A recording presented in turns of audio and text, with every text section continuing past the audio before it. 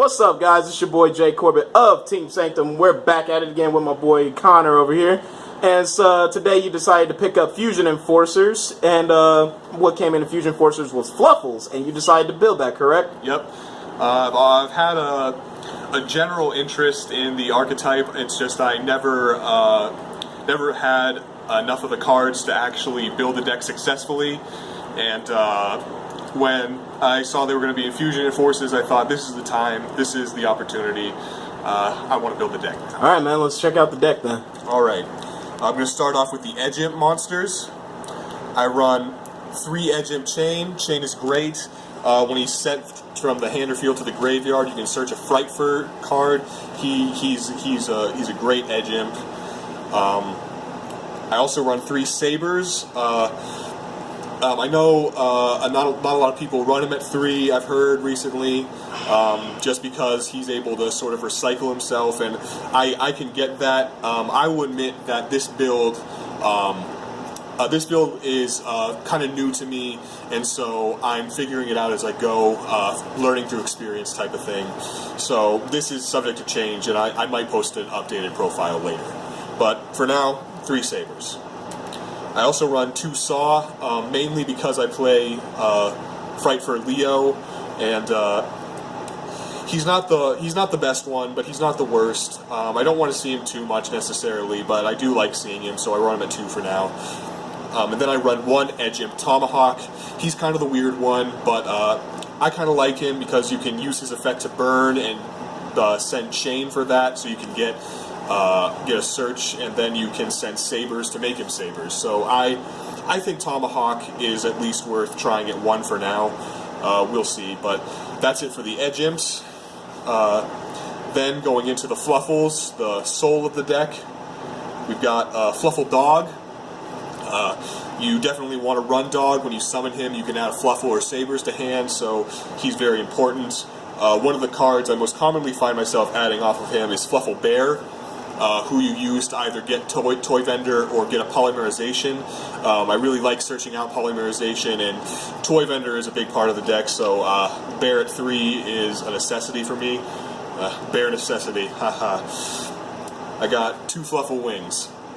Fluffal Wings is very important due to how it interacts with Toy Vendor and cards in graveyard. You get 2 draws and a search off Toy Vendor with its effect. It's a very good card, in my opinion, and many other Fluffal players' opinion. It might up to 3 at some point, but right now I'm running it at 2.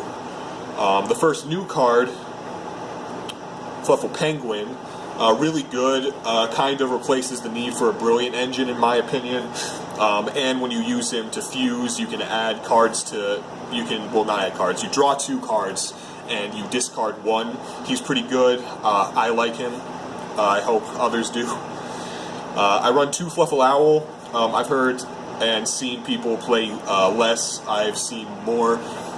For me, right now, I think 2 is good. That could change. But I like him for his fusion effect and for adding Polymerization, as I said before. Then I run 2 Fluffal Octopus. I like him because of his recycling effects. I've heard bad things about him. So far, he's worked pretty well for me at 2. Maybe that'll change, but for those who don't know, when he's summoned, you can return a card, Fluffal or Edge Imp, from your graveyard to your hand, and when he's used to fuse, you can return up to 2 banished monsters to your graveyard.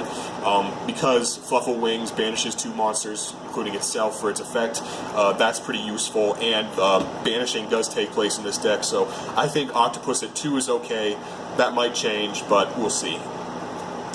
I run 2 Cats because it puts Polymerization back in my hand if I use it to fuse. I love having Polymerization in my hand, so Fluffal Cat is something I like to run at 2.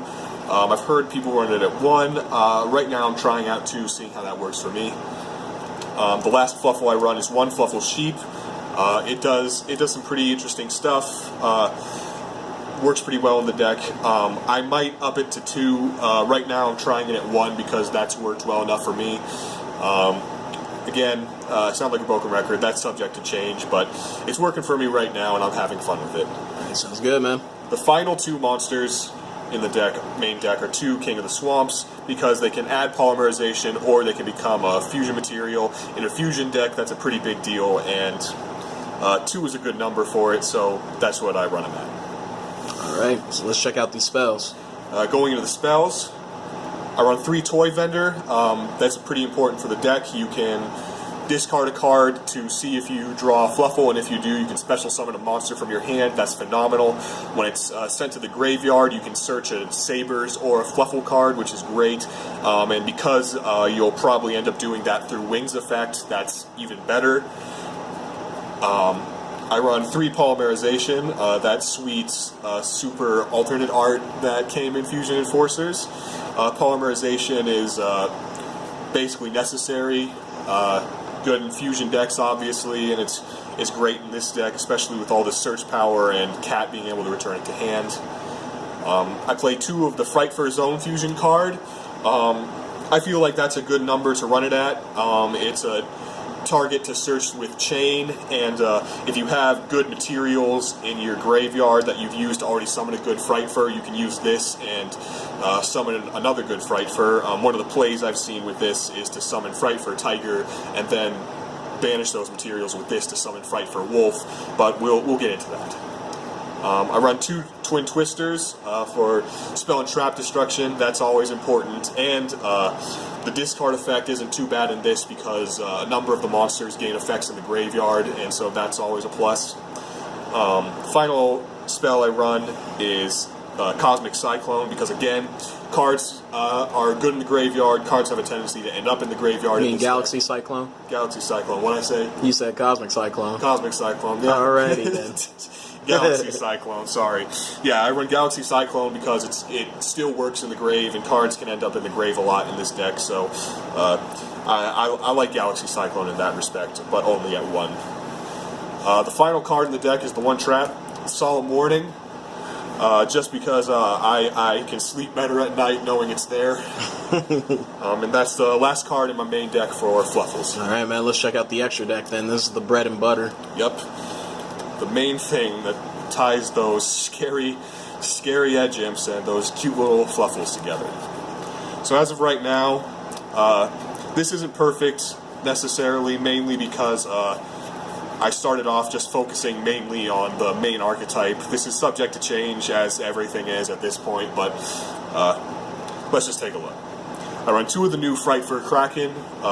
This guy is great. He's just an edge imp and a Fluffal to fuse, and he's got great effects. He can just send a monster to the graveyard, and sure, he can't attack directly afterward, but he can still attack twice, and you can put him in defense, and he's got a 3,000 defense. That's always great. So Fright for Kraken, too good. Not necessarily too good, but I love him. I run 1 Fright for Leo. He's also got monster destruction effect. He does actually destroy, but he also burns the opponent, so that's pretty nice. Main reason I run Saw. I run 3 of Fright for Sabertooth. Sabertooth is very good, especially because he can get some monsters back from the grave. Usually you're going to summon the one that you use to fusion summon him with, but you never know. And if you summon him with 3 materials, then he can't be destroyed by battle with card effect. And that 400 attack boost is just too good. I run 3 Fright for Sheep because sheep is great. Its ability to resurrect itself and boost itself is kind of funny to me. You can one of the main uses I get out of it is using it to summon Sabertooth. Sheep's always a nice card. Fright for Tiger. Fright for Tiger is very interesting. He's only got 1900 attack, and you can only control 1. But you can summon him with Sabers and any number of Fluffal monsters. And he destroys your opponent's cards up to the number of materials used to summon him, and all Fright Fur monsters gain a 300 boost for every other Fright Fur or Fluffal monster on the field as long as he's up. So I feel it's a pretty good trade-off, pretty good balance there. And if I summon him with enough materials and I have Fright Fur Fusion in hand, I'm usually going to summon Fight for a Wolf, who is pretty good because he's already got 2,000 attack, but he can also declare attacks up to the number of materials used to summon him, which is crazy if you use Tiger to clear your opponent's board, and then you give him just like at least 4 attacks that they can't stop him. He's silly to me. I love him. The final card I'm running in the extra deck right now, just kind of provisional right now, just to kind of feel safe and just at least fill up a spot. I'm running number 38, incredibly long name Dragon.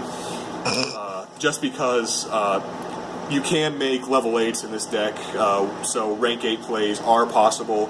I've only added him recently, so he's not like a big deal in the deck, and I'm also kind of trying to wean myself off of too many Xyz toolbox plays, considering what's going to happen this summer, so he's just kind of there to make me feel safe for now. Otherwise, I mainly focus on the Fright Fur plays. Alright, man, that sounds good. So, my question to you, do you have any advice for any Fluffle players out there that are going to try and play the deck? Currently, I don't have the best advice because, as I said, I built this fairly recently. I don't have the best knowledge of the deck, and this is probably going to be updated. I guess keep an eye on your graveyard is always important. A little something that I learned recently is that Fluffle Cat can save your Fright Furs from strike, so that's important to know. Keep an eye on the graveyard, keep an eye on your banish zone, make sure that materials are always good.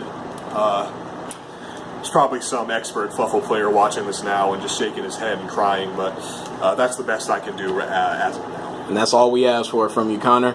And as always, man, like thank you again for this wonderful Fluffles deck profile. Thanks for profiling me. Yeah, man, we'll be sure to get a updated version from you sometime in the future. This deck may not be perfect, but I have a lot of fun with it, and I think it's worth a try. And that's all that we ask from you, man. This is Jay Corbett. Be sure to like, comment, subscribe to the channel. If you guys want any more content, be sure to comment below. And also follow us on Facebook, too.